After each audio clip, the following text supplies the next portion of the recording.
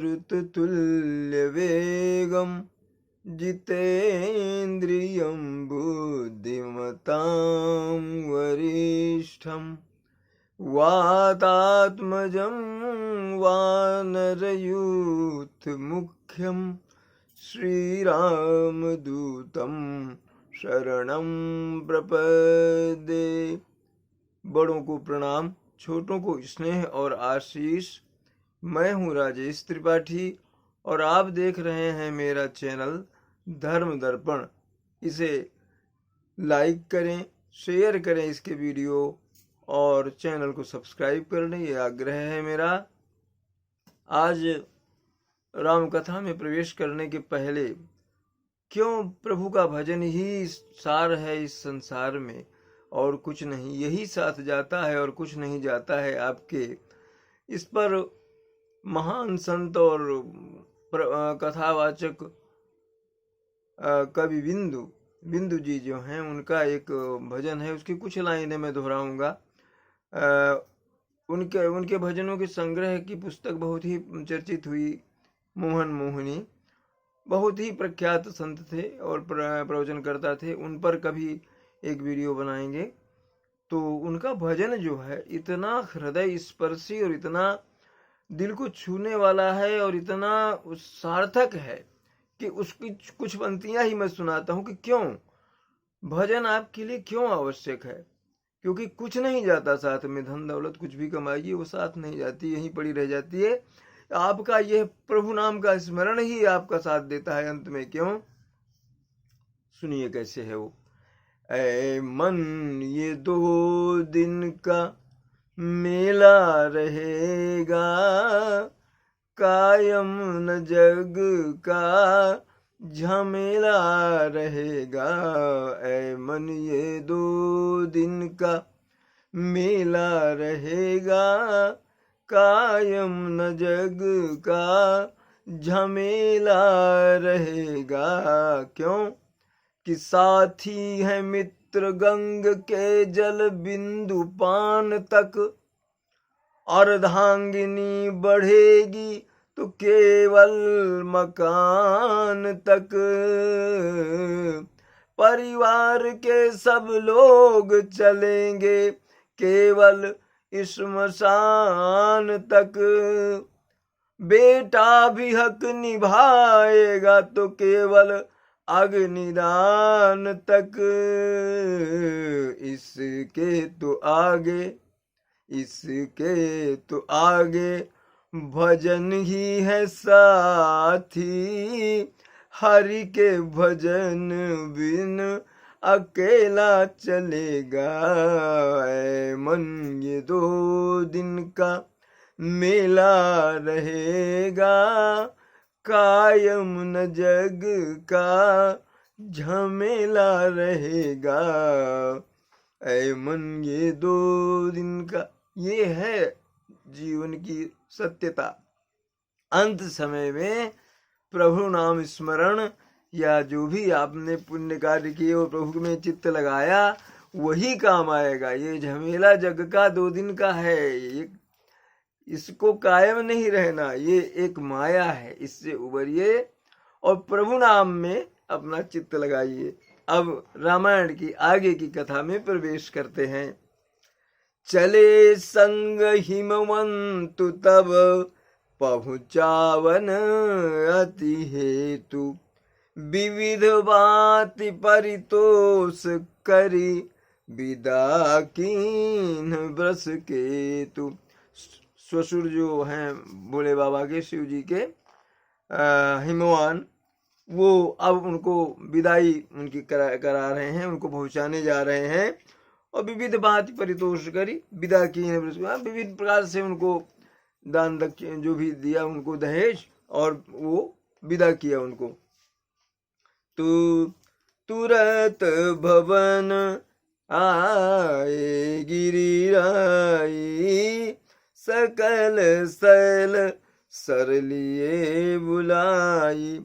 ग्रह जब वापस आए हिमवान, तो सारे जो सरिताएं हैं और तालाब हैं और पर्वत हैं, उनको उन्होंने बुलाया। आदर दान विनय बहुमाना, सब कर विदा की नहीं मुआना। उनका आदर सत्कार करके और उनको भी निज निज गृह उन्होंने विदा कर दिया। जब ही शंभु कैलाश ही आए, असुर सब निज निज लोक सिधाए। जब कैलाश में पहुंच गए भोले बाबा, तो उधर देवता लोग भी जो निमंत्रण में और उसमें आए थे उनकी बारात में, वो लोग भी अपने अपने लोक को चले गए।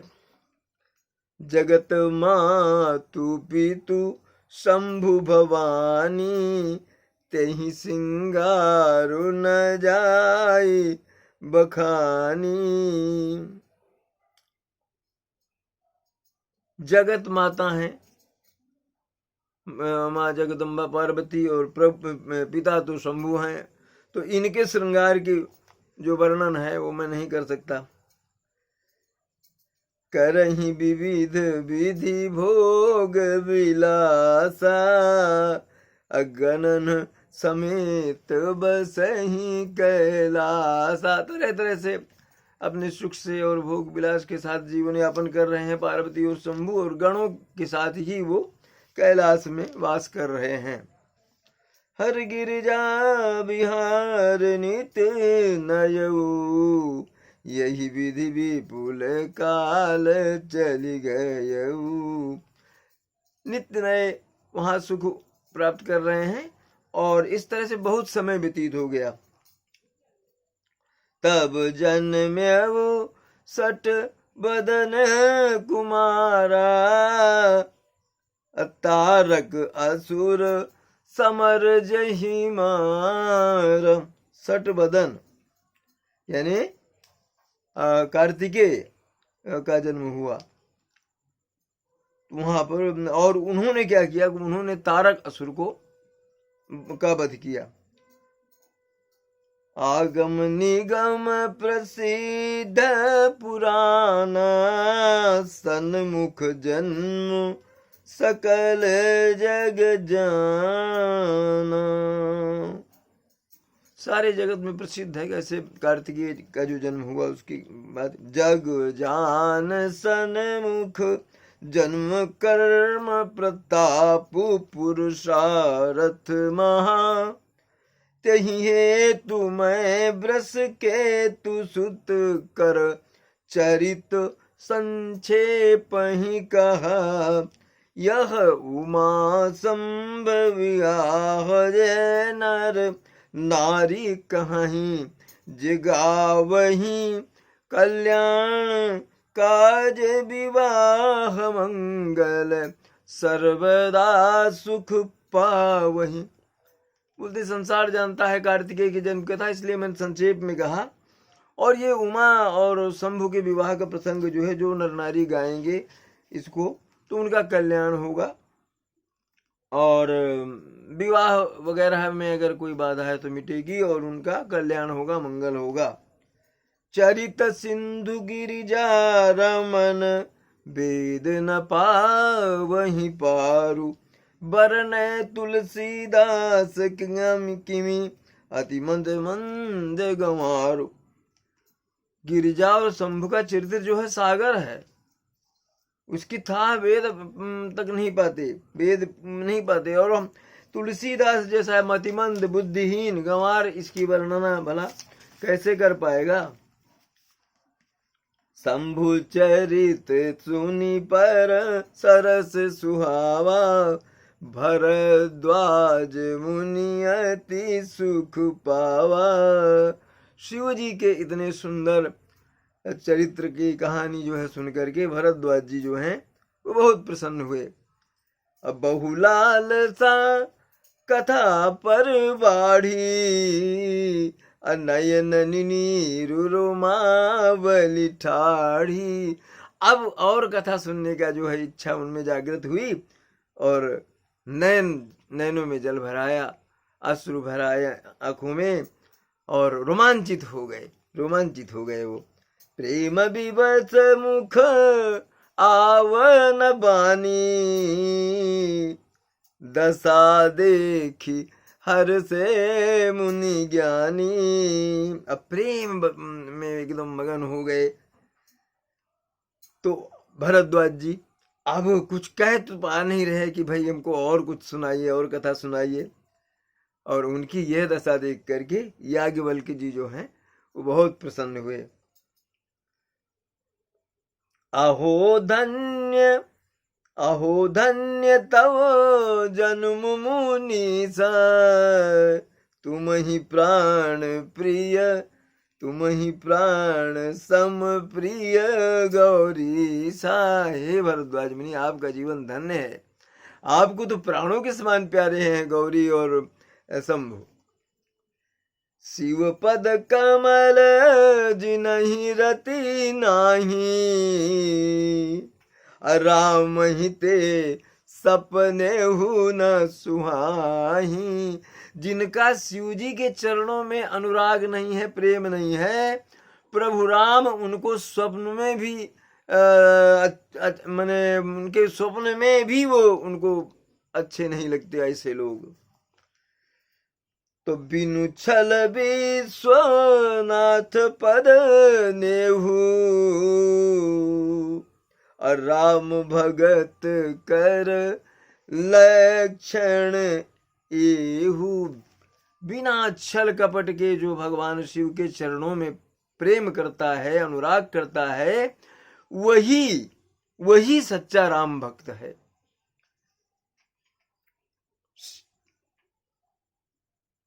अब शिव सम को रघुपति व्रत धारी, बिनु अघ तजी सती ऐसी नारी। शिव के समान प्रभु राम को श्रद्धा और प्रेम करने वाला भला कौन हो सकता है। बिना किसी बहुत बड़े पाप के भी उन्होंने राम के लिए, चूंकि राम की परीक्षा उन्होंने ली थी माँ, जिनको वो माँ मानते हैं, उन सीता का रूप धारण करके, इसलिए सती जैसी नारी को शिव ने त्याग दिया, इसलिए कि उनके राम से छल किया उन्होंने। अपनु करी रघुपति भगति दिखाई, अको शिव सम राम ही प्रिय भाई। और प्रण कर लिया था उन्होंने ना कि यही तन भेंट सती अब नाही, प्रण कर लिया था। ये दिखा दिया उन्होंने कि भगवान राम की भक्ति के लिए, या राम के अनुराग के लिए मैं इतना बड़ा त्याग कर सकता हूं। तो शिव के समान राम को प्रिय कौन हो सकता है। प्रथम ही मैं कही शिव चरित, बूझा मरम तुम्हार, सुचि सेवक तुम राम के, रहित समस्त विकार।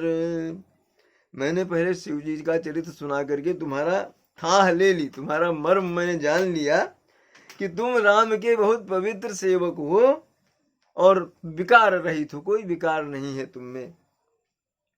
अब मैं जाना तुम्हार गुणशीला, अब कहूँ सुनहु अब रघुपति लीला। तुम्हारे गुण और शील का परिचय मुझे मिल गया, अब मैं प्रभु राम की कथा सुनाने जा रहा हूं, सुनो। असुनु सुतु मुनिया, सुनु मुनियाजू समागम तोरे, कहीं न जाई जस सुख मन मोरे। हे मुनि, आज आपसे मिलकर, आपसे संवाद करके और आपके साथ वार्तालाप करके मुझे जो सुख मिला है मैं कह नहीं सकता। अवर्णनीय अकथनीय सुख मिला मुझे आपसे मिलकर। तो रामचरित अति अमित मुनीसा, कही न सकहीं सत कोटि अहिसा। रामचंद्र का जो चरित्र है भगवान राम का, अमित है, असीम है, उसकी कोई सीमा नहीं है। करोड़ों शेष जी भी उसका वर्णन अपने करोड़ों मुख से नहीं कर सकते। तदपि जथा श्रुत कहूँ बखानी, सुमिरी गिरापति प्रभु धनु पानी। फिर भी जितना मैंने किसी से सुना है वो मैं आपसे कहता हूँ, और रामचंद्र जी का स्मरण करके उसकी मैं ये कथा आगे बढ़ाता हूँ। शारद दारू नारी सम स्वामी, राम सूत्रधर अंतर जामी। सरस्वती जो है उनको जो है उनके लिए सब कठपुतली के समान है। और कैसे हैं कि राम सूत्रधर अंतर जामी। कठपुतली जो है, कठपुतली को नचाने वाले हैं प्रभु, सूत्रधार हैं वो, वही जो कुछ जैसा चाहते हैं वैसे कठपुतली नाचती है। ये संदर्भ जीव से है, जीव को भी ब्रह्म ही नचाता है, तो ब्रह्म के ही तो रूप है वो। अजहि पर कृपा करहि जनु जानी, और कभी उर आजीर नचावहि बानी। और जिस कवि पर कृपा कर लेते हैं वो, तो सरस्वती जो है उसके बस में हो जाती है। वो जैसा चाहता है वैसा, वह जैसा चाहती है वैसा कवि से लिखवाती हैं। प्रणमं स्वयं कृपालु रघुनाथा, वर्णऊ विशदता सुगुण गाथा। मैं उन्हीं प्रभु रामचंद्र जी को प्रणाम करता हूँ, और अब मैं उनकी विशाल जो कथा है उनके, वो मैं सुनाता हूँ। परम रम्य गिरिवर कैलासु, सदा जहाँ शिव उमा निवासु। बहुत ही सुंदर रम्य है कैलाश पर्वत, जहाँ सदा उमा और शिव जो हैं वो निवास करते हैं। सिद्ध तपोधन जोगी जन सुर किन्नर मुनि वृंद, बसहि तहाँ सुकृति सकल सेवहि शिव सुख कंद। सिद्ध तप स्थली है वो, योगी वहां पर तपस्या करते हैं, सुर किंकर और मुनियों के समूह वहां हैं। वहां पर सब जो पुण्य स्वभाव वाले हैं, पवित्र जो हैं, जो लोग सुकृति, वो सभी वहां पर रहते हैं। और सेवहि शिव सुख कंद, भगवान शिव की सुख के जो सागर हैं, भंडार हैं, भगवान शिव की वो सेवा करते रहते हैं। हरिहर विमुख धर्म रति नाही, ते नर तह सपने हु नहीं जाही। विष्णु और शिव से जो विमुख हैं, उनसे द्रोह रखते हैं, और जिनकी धर्म में रति नहीं है, धर्म में रुचि नहीं है, धर्म के प्रति जिनकी प्रवृत्ति नहीं है, वह वहां स्वप्न में भी नहीं जा सकते। ऐसे लोग उस जगह पे कैलाश में। त्यही गिरि पर्वत बिटप विशाला, नित नूतन सुंदर सब काला। उस पर्वत पर, कैलाश पर्वत पर बड़े बड़े बिटप हैं, बड़े बड़े वृक्ष हैं, वो हर ऋतु में वो हरे भरे रहते हैं। त्रिविध समीर सुशीतल छाया, शिव विश्राम बिटप श्रुति गाया। जहाँ त्रिविध मतलब शीतल बयार बहती है, हवा बहती है, और उसकी छाया बहुत शीतल है, ऐसे वृक्ष के नीचे भगवान शिव विश्राम करते हैं। एक बार तेहि तरु प्रभु गयऊ, तरु बिलोक उर अति सुख भयऊ। एक बार उस वृक्ष के नीचे जब भगवान शिव गए तो वृक्ष को देख करके उनको बड़ा आनंद आया। तो निज कर डासी नागरी पुछाला, और बैठे सहज ही शंभु कृपाला। वहीं पर अपना बागंबर बिछा दिया भोले बाबा ने और बैठ गए वहां पर। कुंद इंदुधर गौर शरीरा,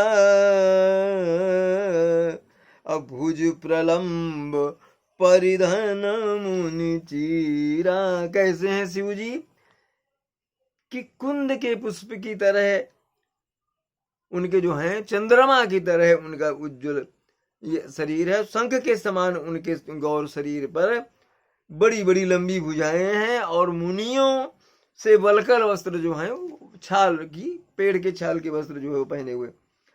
तरुण अरुण अम्बुज सम चरण,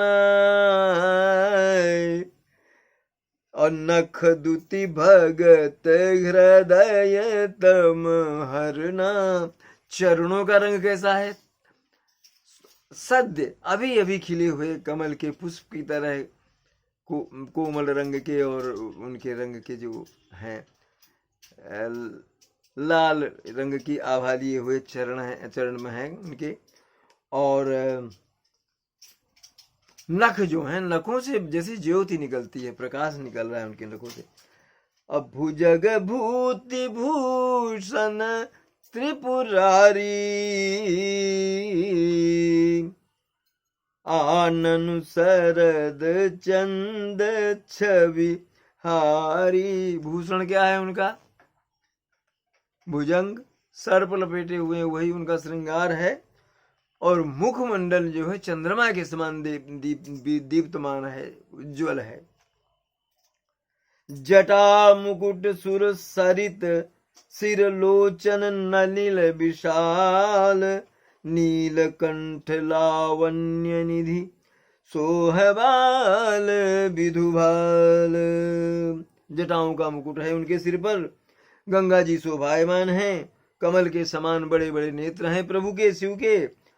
नील कंठ जो है वो नीला है, विषपान किया था उन्होंने समुद्र मंथन के समय, और सुंदरता के सागर हैं वो। और उनके मस्तक पर द्वितीया का चंद्रमा वो होता है ना, पतला सा, तो वो शोभायमान है। बैठे सोह काम ऋतु कैसे, बैठे सोह काम रिपु कैसे, धरे शरीर शांत रसु जैसे। कामदेव को भस्म करने वाले भगवान शिव किस तरह से बैठे हैं कि जैसे हैं कि शांत रस जो है वो खुद शरीर धारण करके आ गया हो। और पार्वती भला अवसर जानी, गई शंभु पही मातु भवानी। उनको शांत और इससे आनंद पूर्वक बैठे देख करके बड़ा अच्छा अवसर मान करके माँ पार्वती जो है उनके पास गई, भोले बाबा के पास। और जानी प्रिया आदरु अति कीन्हा, और बाम भाग आसनु हर दीन्हा। मेरी प्रिया है पार्वती, यह जान करके उन्होंने बड़ा आदर किया उनको, बाम अंग की तरफ उन्होंने बैठने के लिए उनको आसन दिया। देखिए वहां जब क्रोध हो गया था, राम की जब परीक्षा लिए थे तो सामने आसन दिया था, वहीं से संकेत मिल गया था पार्वती जी को कि अब शायद गड़बड़ है। यहाँ बाम अंगे जस विभाति भूधर सुता, ये है ना कि भूधर सुता उनकी बाम अंग में है। बैठी शिव समीप हर साई, अपूरब जन्म कथा चित आई। शिव जी के पास बैठ तो गई मगर पूर्व जन्म की कथा फिर याद आ गई, वही जो उन्होंने छल किया था राम से, और बाबा गुस्सा हो गए थे, छोड़ दिया था उनको। यही तन भेंट सती अब नहीं, तो पति ही है तू अधिक अनुमानी, बिहसी उमा बोली प्रिय बानी। उनके मन की थाह लेकर के कि बाबा भी खुश है, प्रसन्न है भोले बाबा, वो बोली बड़ी मीठी प्रिय बानी बोली पार्वती जी। कि कथा जो सकल लोक हितकारी, सोई पूछन चाह शैल कुमारी। शैल कुमारी हिमवान पुत्री पार्वती जी जो सभी लोगों के लिए हितकारी है, उस कथा को वो जो है पूछना चाह रही बाबा से, शिव से। विश्वनाथ मम नाथ पुरारी, अत्रिभुवन महिमा विदित तुम्हारी। बाबा से शिव जी से प्रार्थना करने लगी, आप तो विश्वनाथ हैं और मेरे भी नाथ हैं हे पुरारी, और त्रिभुवन तीनों लोकों में आपकी महिमा जो है ख्यात है, विख्यात है, विदित है, सबको जानते हैं सब। चर अरुआ चर नाग नर देवा, सकल करहि पद पंकज सेवा। चर अचर नाग नर देव जितने हैं सब आपके चरण कमलों की सेवा करते हैं। तो प्रभु समरथ सर्वज्ञ शिव, सकल कला गुण धाम, जोग ज्ञान वैराग्य विधि, जोग ज्ञान वैराग्य निधि, प्रणत कल्प तरु नाम। सियावर रामचंद्र की जय, पवन सुत हनुमान की जय, उमापति महादेव की जय, बोलो भाई सब संतन की जय। कथा विसर्जन होत है सुनहु वीर हनुमान, जो जन जहाँ से आए तहाँ करो प्रस्थान। जय श्री राम, जय जय श्री राम।